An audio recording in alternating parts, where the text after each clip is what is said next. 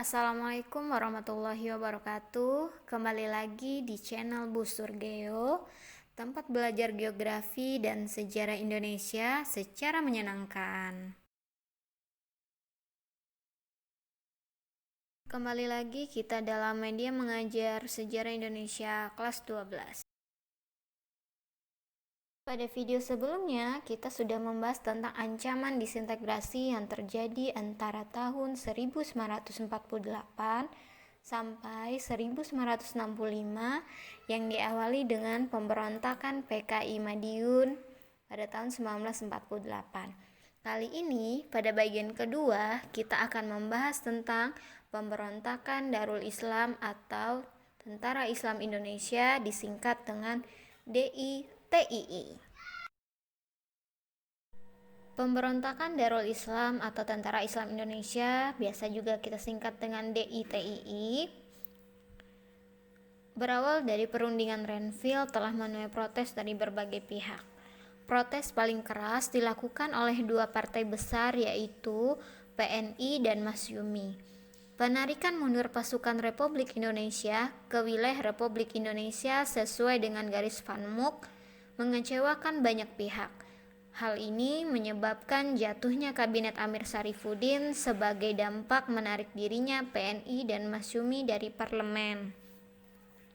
Kabinet Amir Syarifuddin kemudian digantikan oleh Kabinet Hatta, sehingga protes juga dilancarkan oleh Tentara Republik Indonesia atau TRI, diantaranya adalah SM Kartosuwiryo dan pengikutnya yang menolak untuk mundur.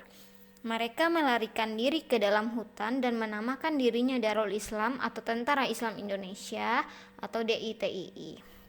Dari perundingan Renville mengakibatkan kekecewaan terhadap pemerintah, sehingga muncullah berbagai macam pemberontakan di berbagai daerah. Salah satunya tadi adalah dengan berdirinya Darul Islam atau Tentara Islam Indonesia, sehingga dari berbagai daerah juga menyatakan dirinya bergabung dengan Darul Islam atau Tentara Islam Indonesia.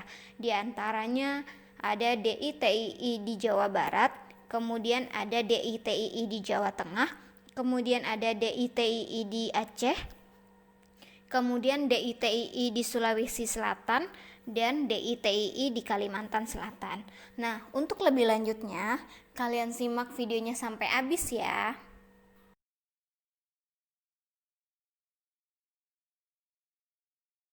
1. DITII Jawa Barat.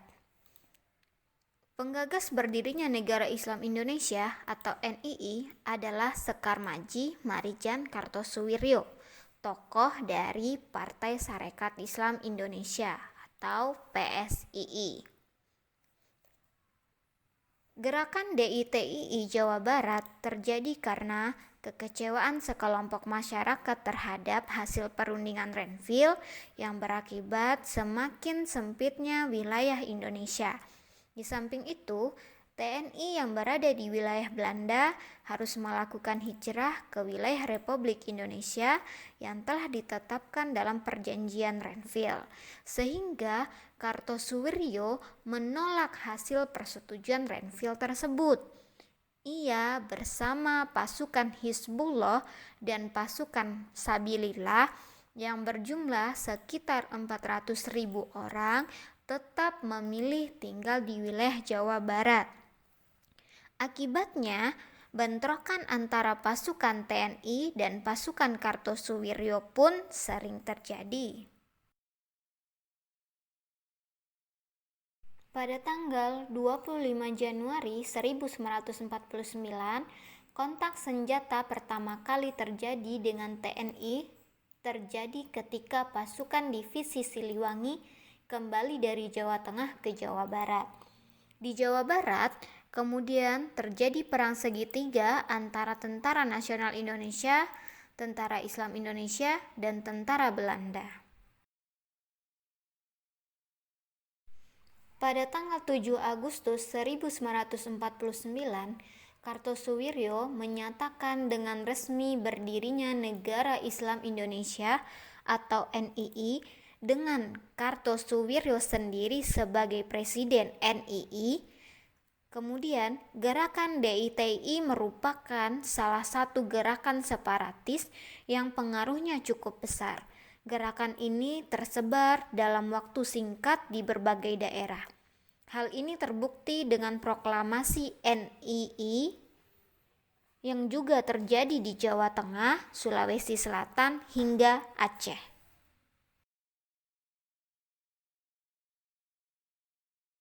DITII di bawah kepemimpinan Kartosuwiryo melakukan aksinya di daerah Jawa Barat. Mereka melakukan teror dan tindakan keji terhadap masyarakat sehingga menimbulkan banyak korban. Oleh karenanya, pemerintah segera melakukan operasi penumpasan.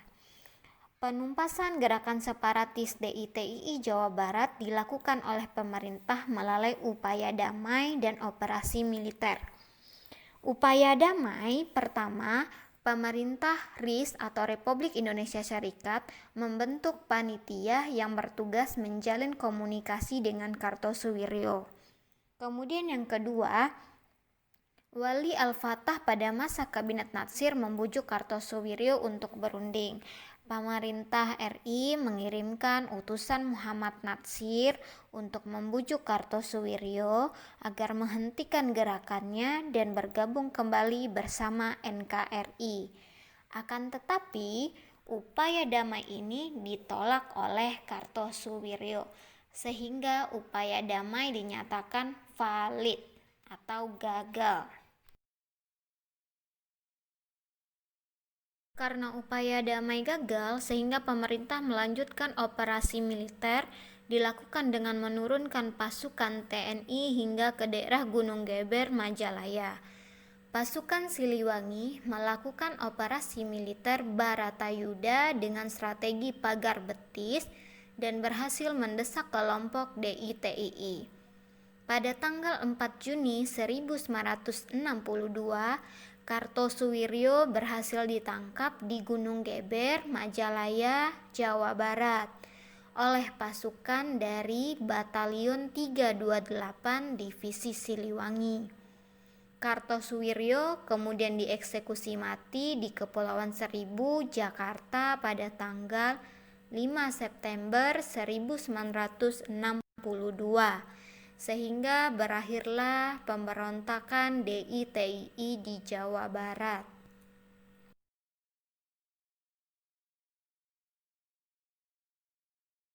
2.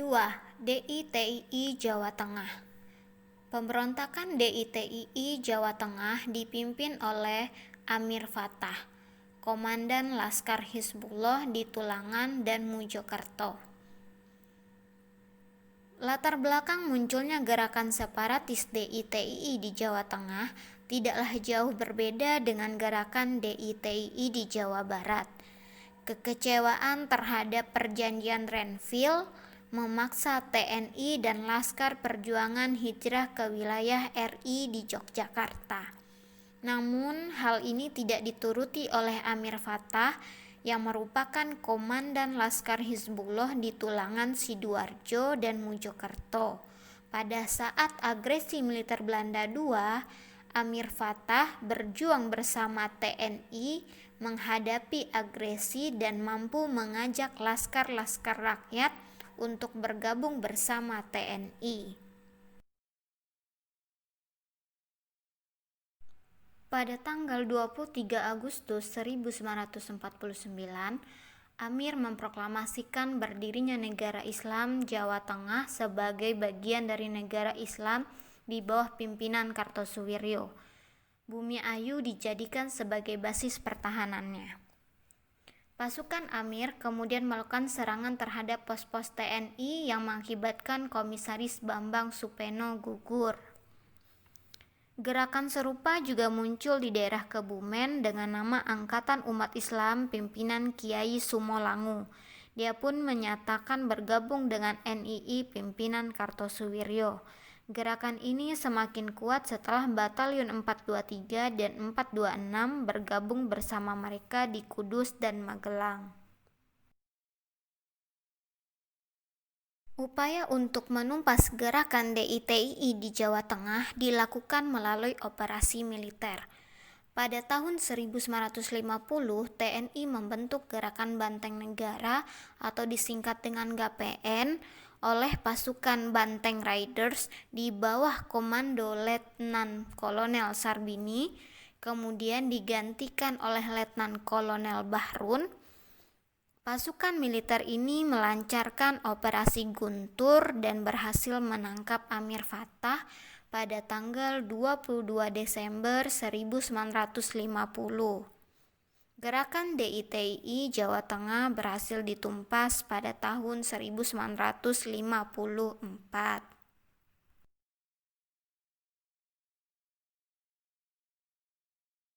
3. DITI Aceh. Gerakan DITI di Aceh muncul akibat adanya penurunan status daerah istimewa Aceh pasca kembalinya Negara Kesatuan Republik Indonesia pada tahun 1950. Aceh yang semula daerah istimewa setingkat provinsi dengan Daud Bereh sebagai gubernur menjadi keresidenan di bawah Provinsi Sumatera Utara. Akibatnya, rakyat Aceh pun kecewa. Mereka beranggapan peran rakyat Aceh pada masa perjuangan kemerdekaan Indonesia cukup besar, salah satunya dengan memberikan sumbangan pesawat Seulawah yang menjadi pesawat pertama Indonesia. Daud Bereh dan para pengikutnya, terutama anggota Persatuan Ulama Seluruh Aceh atau PUSA yang dipimpinnya, kecewa terhadap pemerintah. Guna menghimpun dukungan rakyat, Daud Bereh mengorbankan sentimen agama Islam dan kedaerahan. Kemudian pada tanggal 21 September 1953, Daud Bereh mengeluarkan maklumat bahwa Aceh merupakan bagian dari NII di bawah Kartosuwiryo. Dilaksanakan gerakan secara serentak untuk menguasai kota-kota di Aceh dan melakukan propaganda kepada rakyat Aceh untuk tidak mendukung pemerintahan Republik Indonesia.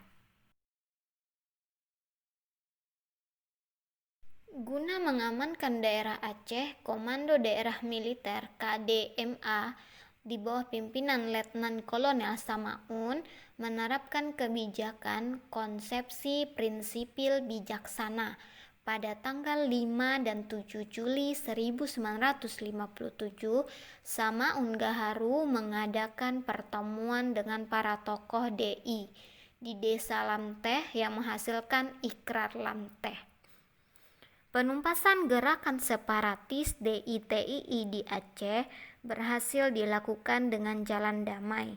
Pada tanggal 17 Desember 1962 diadakan musyawarah kerukunan rakyat Aceh yang digagas oleh Pangdam I Kolonel Muhammad Yasin. Secara bertahap, gerakan DITII di Aceh akhirnya dapat diselesaikan dan situasi keamanan di Aceh pulih kembali.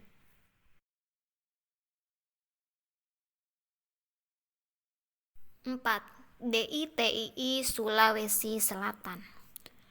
Latar belakang gerakan separatis DITII di Sulawesi Selatan berawal dari kekecewaan Kahar Muzakar terhadap penolakan pemerintah RI untuk memasukkan seluruh anggota Kesatuan Gerilya Sulawesi Selatan atau disingkat dengan KGSS ke dalam TNI. Kahar Muzakar adalah prajurit TNI dari Brigade 16 yang berjuang mengamankan wilayah Sulawesi Selatan. Dia memutuskan membentuk Tentara Republik Indonesia Persiapan Sulawesi atau disingkat dengan TRIPS untuk mengamankan situasi di Sulawesi Selatan yang sedang kacau. Usul tersebut disampaikan kepada Panglima Besar Sudirman dan disetujui. Kahar Muzakar pun kembali ke Sulawesi Selatan untuk melaksanakan usul tersebut dengan membentuk TRI Persiapan Resimen Hasanuddin. Pada tahun 1949, Kahar Muzakar membentuk Kesatuan Gerilya Sulawesi Selatan atau KGSS yang terdiri atas laskar-laskar perjuangan di Sulawesi Selatan. Kahar Muzakar menuntut agar anggota KGSS dimasukkan menjadi bagian TNI atau APRIS dan dijadikan Brigade Hasanuddin. Tuntutan Kahar Muzakar pun ditolak pemerintah RI dengan alasan anggota KGSS yang memenuhi syarat saja yang dapat diterima sebagai anggota TNI.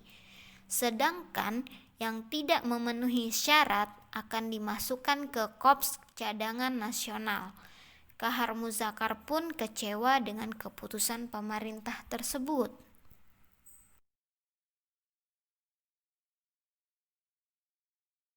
Pada tanggal 7 Agustus 1953, Kahar Muzakar yang kecewa tuntutannya tidak dipenuhi mengajak pengikutnya masuk hutan dengan membawa senjata. Ia kemudian mengubah nama pasukan KGSS menjadi Tentara Islam Indonesia dan menyatakan sebagai bagian dari DITII Kartosuwiryo. Jalannya pemberontakan DITII yang berlangsung di Sulawesi Selatan ini juga bertahan cukup lama.